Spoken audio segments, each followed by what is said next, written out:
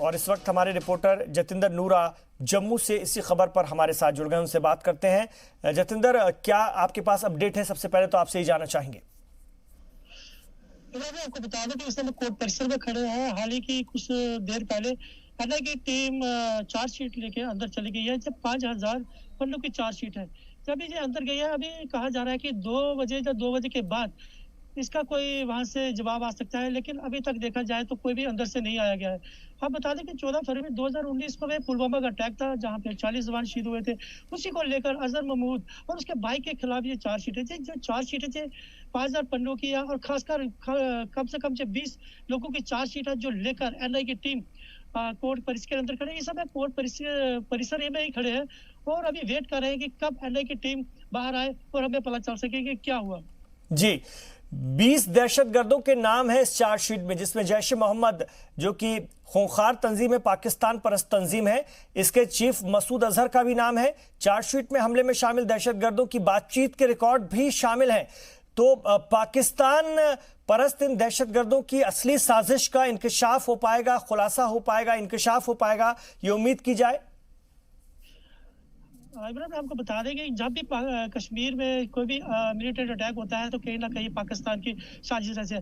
बजरुद्दीन का सरगना है, उसका भाई भी इसमें शामिल है। अभी बहुत बार देखा गया जहाँ भी पाकिस्तान की तरफ से कोई ऐसे इनपुट आती है तो कश्मीर में मिलिटेंट अटैक जब पाकिस्तान की तरफ से होते हैं, खासकर मजहर मसूद का इसमें हाथ रहता है। उसी को लेकर सबसे बड़ा हमला जो 2019 14 फरवरी को हुआ था, उसी को लेकर चार्जशीट दाखिल कहीं ना कहीं देखा जाता है कि पाकिस्तान अगर आईडीएक्स की बात करें या कोई ऐसा मतलब कुछ जो राइफल्स वगैरह होती है जो पाकिस्तान की तरफ से होती है, राकेट लॉन्चर जाते हैं पाकिस्तान की तरफ से जाते हैं। कहीं ना कहीं लगता है कि जो भी कार्रवाई हिंदुस्तान में होती है जब पाकिस्तान के जरिए ही होती है। बहुत बार देखा गया है कि जब बॉर्डर क्रॉस होती है, बॉर्डर के लोगों पर शालिक होती है, जब कश्मीर के बॉर्डर की बात करें, जब उड़ी के बॉर्डर की बात करें, हमेशा पाकिस्तान का इसमें हाथ रहता है। कहीं अजहर महमूद सबसे बड़ा सरगना वही है, क्योंकि हर बार देखा गया कि उसी का नाम आता है।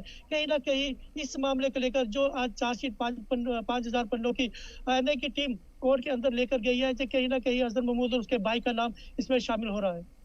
बिल्कुल, ये पाकिस्तानी दहशतगर्दों की करतूत थी और जिस तरह से इस वारदात को अंजाम दिया गया था वो बहुत खौफनाक था। इसमें 40 जवानों को शहादत नसीब हुई थी, आपको बता दें, और इसके बाद पूरे मुल्क में गम और गुस्सा रहा और उसके बाद हिंदुस्तान की जानिब से भी सख्त कार्रवाई की गई थी। और ये भी आपको बता दें कि काफ़ी कशीदगी उस दौरान पैदा हो गई थी हिंदुस्तान और पाकिस्तान के ताल्लुकात में, जो कि अभी तक बरकरार है, और इसकी बड़ी वजह पुलवामा का वो हमला भी है।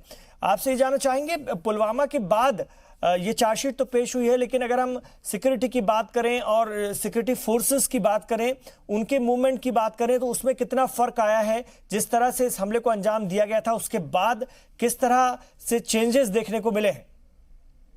मैं बता दूं कि जब 14 फरवरी 2019 को पुलवामा अटैक हुआ, उसको लेके उसके बाद सुरक्षा जो एजेंसी थी काफी सतर्क रही। अगर देखा जाए तो सुरक्षा एजेंसियों की तरफ से एक निर्णय गया, सरकार की तरफ से निर्णय लिया, अगर कश्मीर से जम्मू की तरफ गाड़ी जाएगी या कश्मीर से जम्मू की तरफ से गाड़ी आएगी, सिर्फ एक तरफा छोड़ी जाएगी। अगर वो कोई कार्रवाई चलती है आर्मी की या किसी भी एजेंसी की, कोई भी गाड़ी नहीं छोड़ी जाएगी। इसको लेकर बड़े पुख्ता प्रबंध किए गए। अगर देखा गया तो लोगों ने इसका एहतजाज भी किया। अगर उन्होंने कहा कि अगर सरकार की तरफ से अगर ये कार्रवाई चलती है तो कहीं ना कहीं इनका टाइम फिक्स करे। सरकार ने इसका पूरा टाइम फिक्स किया। जब इस कश्मीर से, जब जम्मू की तरफ से कश्मीर के लिए गाड़ी जाती थी सुरक्षा बल की, उसको रोक दिया जाता था जब तक दूसरी कार्रवाई चलती। इसी को देखते हुए सरकार की तरफ से सबसे बड़ा इनपुट यही था कि सरकार जब भी सुरक्षा बल के जवान जम्मू जहाँ कश्मीर के लिए जाएंगे, उसको देखते हुए जो दूसरी कार्रवाई होगी उसको रोक दिया जाएगा। सिर्फ सुरक्षा बल की कार्रवाई को जाने दिया जाएगा। और हाल ही में कुछ मैंने अपने पहले देखा कि एक सेंट्रो कार थी जिसमें आरडीएक्स लगाया गया था, सिलेंडर लगाया गया था। बड़ी मतलब खुशी की बात रहेगी, उसमें कुछ ऐसा मतलब कोई बड़ा हादसा नहीं हुआ। अगर बड़ा हादसा होता कहीं ना कहीं बड़ा जानी नुकसान हो सकता था। उसी को लेकर उन बंदों को भी तफ्तीश किया गया, उन बंदों को भी पकड़ा गया जो सेंट्रो कार को उसमें जिसने गैस सिलेंडर में आरडीएक्स लगाया था, उनको पकड़ा गया। उसी को देखते हुए सरकार सुरक्षा एजेंसी को लेकर बड़ी सतर्क है कि कहीं ना कहीं पाकिस्तान की तरफ से कोई ऐसी वारदात हो जो हिंदुस्तान पाकिस्तान में कोई बड़ा नुकसान है, खासकर कश्मीर में। कश्मीर में देखा जाए तो आए दिन कोई ना कोई बड़ा अटैक होता रहा है। अरे हाल ही की बात करें, कुछ दिन पहले मतलब कुछ नेताओं को मारा गया है, बीजेपी के नेताओं को मारा गया है, किडनैपिंग हो रही है। कहीं ना कहीं सरकार चाहती है कि कहीं ना कहीं इसको रोका जाए। खासकर जो रोड पे गाड़ियां चलती है सुरक्षा बल की, उसको तवज्जो देना बहुत बड़ी बात है, क्योंकि पाकिस्तान की हमेशा हरकत रहती है कि कोई आर्मी या सुरक्षा बलों की कोई बड़ी एजेंसी हो, उसमें अटैक करने की बात की जाती है। सरकार इसको लेकर, सुरक्षा एजेंसी इसको लेकर बड़ी सतर्क है, कोई भी बड़ा हादसा ना हो सके। जितेंद्र, 2 घंटे का वक्त आप बता रहे हैं हो गया है और अभी तक इस सिमत में अंदर से कोई खबर नहीं आई है। काफी लंबा ये वक्त हो गया, हालांकि 5000 पन्नों की चार्जशीट है जिसमें तमाम ब्यौरा शामिल है। क्या खबर आ रही है, क्या अपडेट है, कितना वक्त लग सकता है इस अगले अपडेट के लिए? इमरान, मैं आपको बता दें कि 5000 पन्नों की शीट है, अंदर एनआई की टीम गई है।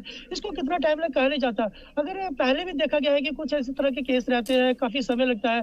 अगर 12 बजे आते हैं, कम से कम 3 से 4-5 का टाइम लग जाता है। और जैसे देवेंद्र सिंह का केस था, उसकी बात करें, जहाँ अभी जो चार्जशीट लेके अंदर गई एनआई टीम, जब तक बाहर नहीं आएगी कुछ नहीं कहा जाता है। सिर्फ अगर देखा जाए तो ऑल मीडिया जहाँ पे इकट्ठा हुआ है, सिर्फ इसी का वेट कर रहा है कि एनआई की टीम बाहर आए, अंदर क्या हुआ क्या नहीं हुआ उसके बारे में बताएं। सर, हम भी उसी का वेट कर रहे हैं। जब तक अपडेट नहीं आती हम कुछ नहीं बता सकते। हम भी वेट करेंगे, जब भी अपडेट आता है आपको इत्तला कर दी जाएगी। शुक्रिया जितेंद्र नूरा आपका इस पूरी जानकारी के लिए।